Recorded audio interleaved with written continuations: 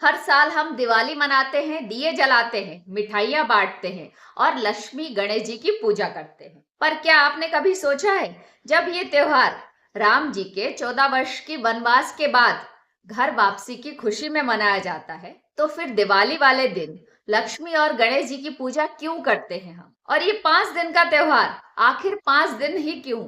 दिवाली यानी अंधकार पर प्रकाश की जीत और बुराई पर अच्छाई की जीत का पर्व।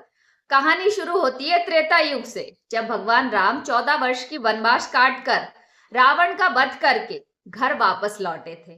पूरी अयोध्या दीपों से जगमगाई थी। उसी रात को दीपावली कहा गया, दीपों की पंक्ति वाली रात। लेकिन अब सवाल ये आता है कि दीपावली वाले दिन लक्ष्मी और गणेश जी की पूजा हम क्यों करते हैं? दरअसल जब राम जी अयोध्या लौटे तो वो रात अमावस्या की रात थी, यानी अंधकार और शून्यता की रात।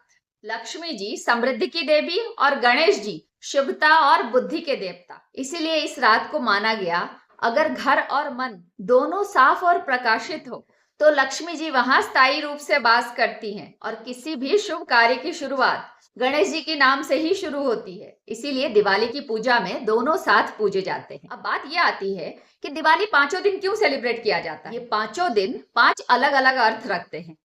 पहला दिन धनतेरस।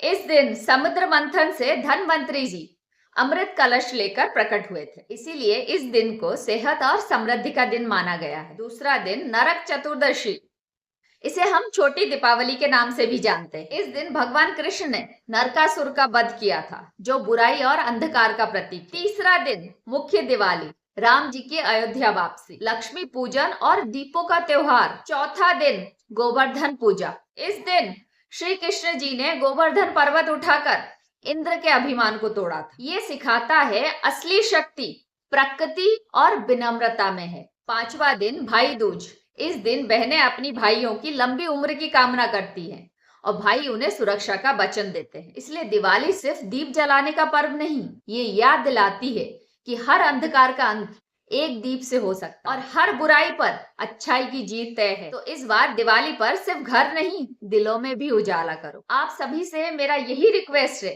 कि दिवाली में दीप जलाएं, मिठाइयां बांटें, लोगों की मदद करें, खुश रहें अपनों के साथ। दिवाली को बहुत अच्छे से एंजॉय करें, लेकिन फटाके नहीं फोड़े, क्योंकि फटाकों की आवाज से उन जानवरों को बहुत तकलीफ होती है। आप सभी को मेरे तरफ से दिवाली की ढेर सारी शुभकामनाएं।